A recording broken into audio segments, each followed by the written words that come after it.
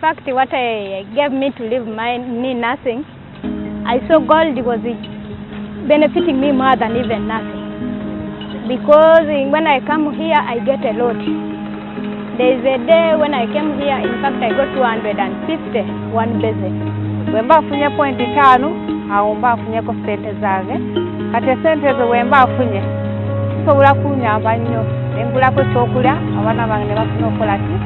Okulyako. Stick to Kampala. Safety of the white people. Mugama nkobere anyame ndola ngero bugulu kati kisinga budiringa na mutu gwatama.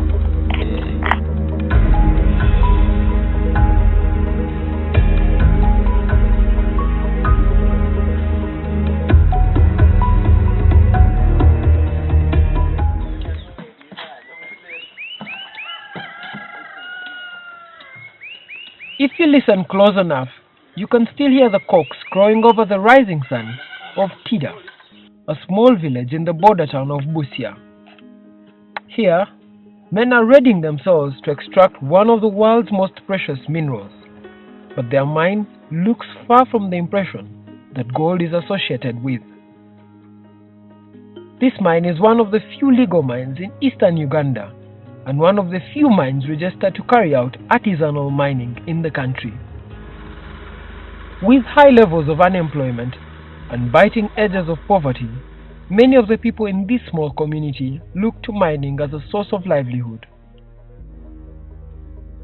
Wafula Joseph, the chief miner here, has been at it for over 10 years. Okay, we have been working locally, mining locally, but we have been harvesting little. So, with that little we have harvesting we used to educate our children through that. Every morning, he leads his miners down a 60-foot drilled hole in the search for the precious mineral. Getting it out is no mean feat. Once down, the miners scrape the ground and send up buckets of dirt like this one. This morning, 16-year-old Wesonga is among the miners. He is to ferry the dug-up ore to the site where it is washed, and in return, he gets a share of the ore to wash and search for the gold himself. He is about to get lucky, and part of his ore has washed up a tiny piece of the metal.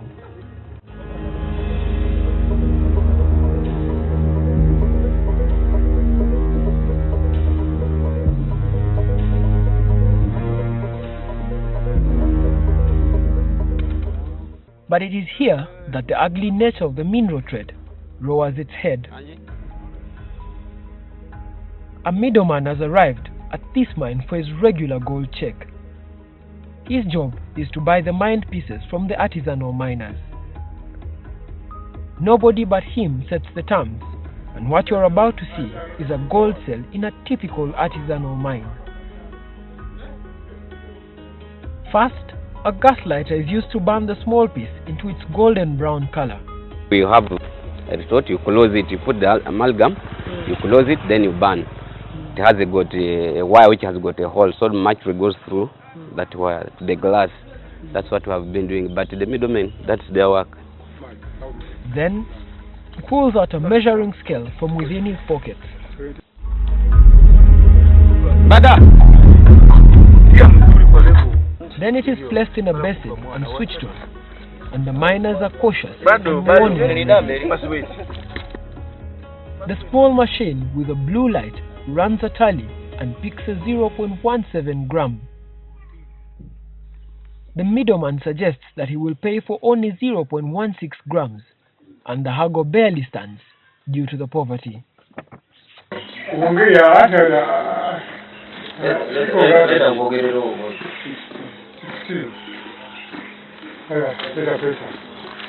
Soon, a 10,000 shillings note is picked from his pocket, from which Wesonga will take home just 6,000 shillings. The other money is for rent and middleman fees.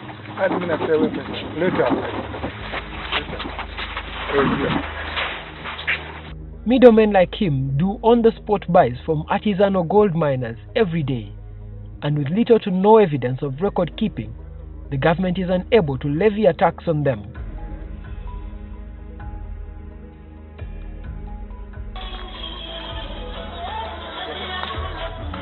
That job gets harder at mines like this one, an illegal one run at the back of a house and employing children.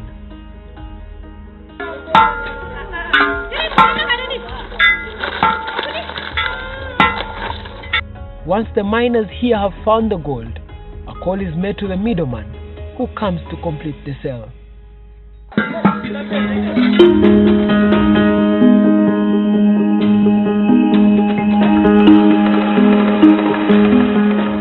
The loose nature of trade in gold raises very stern questions on the seriousness that government has deployed in investing in and taxing the trade.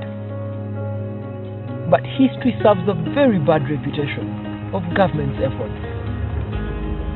In 2014, while on a quest to understand how the war in the DRC was being funded, a UN group of experts authored report had this to say about the Ugandan government commitment to fighting illegal gold trade. A trade that would earn the government more money in tax revenue had it been organized. In seeking to understand how gold mined by artisanal miners is traded, we started with the mines themselves.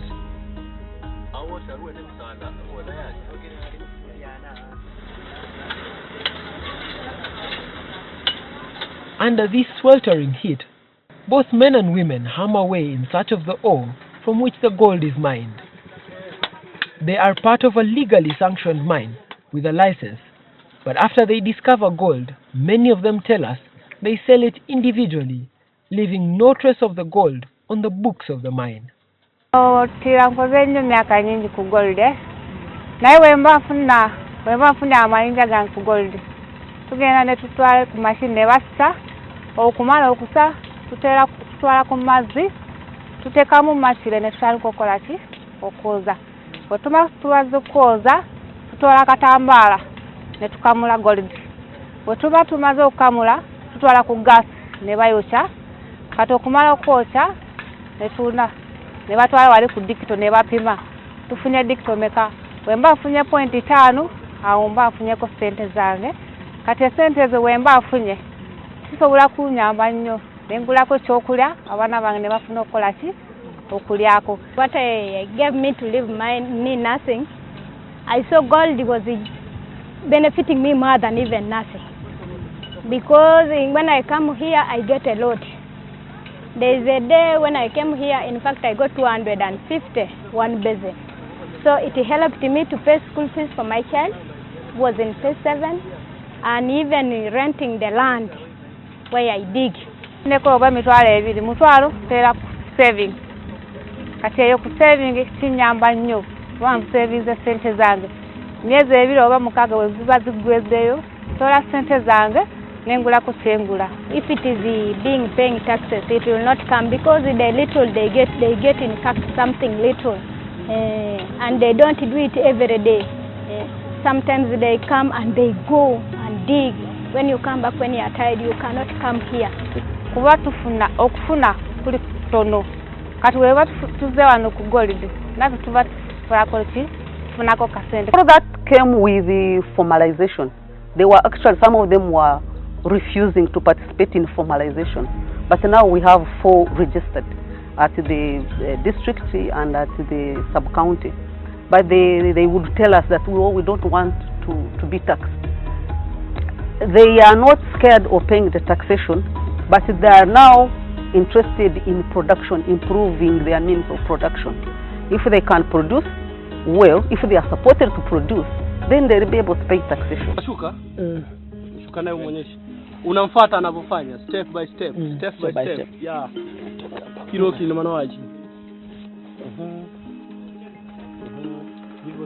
Omukwa mhoshe ngoko emwe.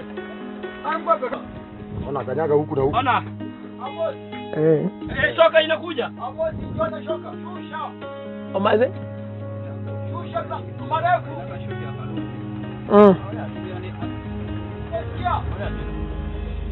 After being as deep as 60 feet underground here to get the precious mineral called gold, Miners here argue it makes no sense for them to pay taxes in a place where government hasn't invested.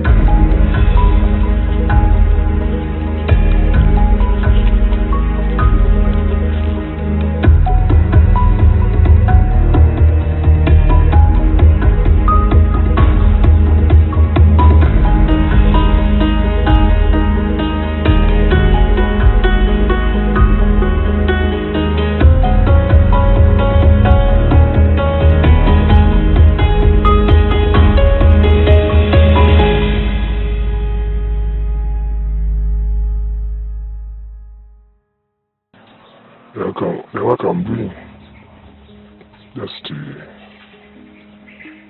I work with mining. I always buy gold. That's my work. This middleman, who has accepted to speak to us on condition that we blur his identity, says he buys from them. I always buy gold. That's my work. And buy then get some profit. That's when encourages me to continue with buying gold. He also says he sells to quote-unquote white people in Kampala. Always take to Kampala, sell to the white people. I have their numbers in my phone. We obtained a number of one of the major buyers on behalf of the dealers in Kampala and tried to set up a meeting. He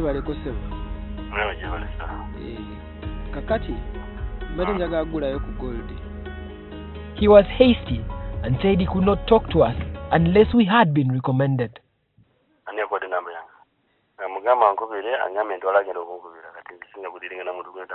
It is almost easy to notice from our conversation that the gold trade is a very well strewn together network of individuals. The miners can only sell their gold to middlemen they know, and the middlemen can only sell to buyers known to them or recommended to them. For a product that attracts huge sums of value, one would wonder why the mystery. It's a whole trading system that you can't trace who's doing what. There are so many people involved and very organized. On the grand scheme of a leaderboard, this shows how the gold trade maps out. After an artisanal miner picks the gold from the ground, they sell it to the middleman, who finances its cleansing and purification. Once the middleman has obtained the gold, they can choose to take it to a local cooperative from where it is registered, and a 5% tax is placed on it. Or it could accumulate it and send it to Kampala. In Kampala, only 2 buyers, we are told, are available, and only buy from known contacts. One is under the tag name Patel and runs a franchise in Kamocha, while the other franchise is in Kololo. Report on report have provided what might be a clue to the gold industry of Uganda. From 2002 to 2006, 3 families, all Asian, ran and controlled 95% of all the gold exported out of Uganda. In their 2014 report, the UN group of experts fingered out these establishments as the dealers in gold. The 2 places are said to be owned by the 3 Indian families. Another separate OECD report pointed to the heavy involvement of key national military figures then in the trade and mining of gold from the DRC through Uganda. To verify this further, NTV has obtained and cross-checked this with a report authored by the Porter Commission, in which Ugandan army officials were named in gold trade and mining.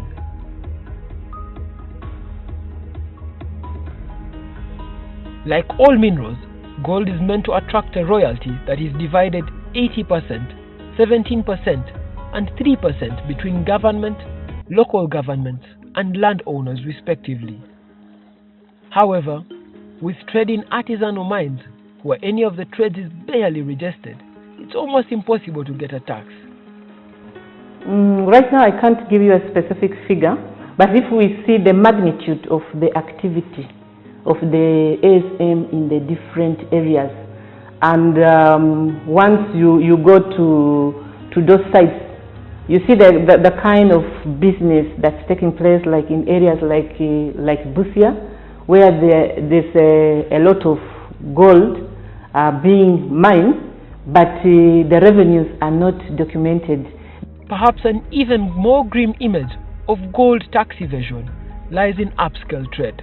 It's a rich resource that could bring in tons and tons of money, and I think because the way the sector is organized is that it's very easy for loopholes to exist and leakages.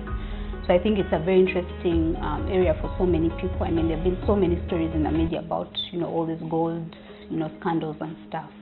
So I think where the government needs to really take interest is it could actually provide some substantial amount of money. But then again, you might find within the system also there are people who are benefiting from it in its current state, that it's not organized. In the city, gold is revered. It forms the bedrock of luxury. In fancy watches to fancy phones, gold is a core product. There is no shortage of it in the headlines either.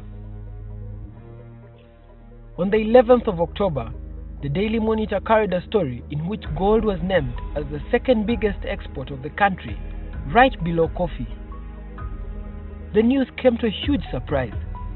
In the previous financial year, gold had only posted 782 million shillings on the export board. But now, it had gone up to 693 billion shillings, a marked 786% increase. This raises eyebrows on the potential for tax. Are there ways, some of these sectors can be formalized in such a way that there is a lot that you can tap into? And I think gold presents that opportunity. In another government report, the Auditor General was grumbling that the artisanal miners had denied the government tax revenue of over 4.4 billion shillings for a period of 4 years. Pushed into the trade largely by biting poverty, many of the miners look at the mineral as a source for the food on their dining tables and a revenue to pay for basic services. I also want to become rich. I want, if I finish this business of mining, I put up like my commercial building and make some business, as well as I educate my children. You have good profit. You can even build a house, buy some cows there, put home there, then you also look like a man. Wemba mfuno obawaedde emitwalo gumu n'ekitunde, 15 ngulalako abaana bange ekyokulya, ezisigale ngulako uniform, pen, netubaawo. So it helped me to pay school fees for my child, who was in phase 7, and even renting the land. I think they would want to pay their taxes and also see what their taxes are doing. If the government comes out to support them, I'm sure they'll pay their taxes, because they are digging with holes and very few small equipment. How do you expect them to get enough and even pay taxation? But with a trade that is barely organized, barely cared about, with a close-knit network on the black market, extracting a tax will remain as hard as it is to pull the precious stone out of the ground. During the course of this investigation, NTV asked URA for information on taxes levied on artisanal miners, but our interview request has not yet been responded to. The Auditor General estimates that Uganda loses 4.4 billion in untaxed gold wealth of artisanal miners. That's on average 1 billion shillings every year. Raymond Mujuni, NTV.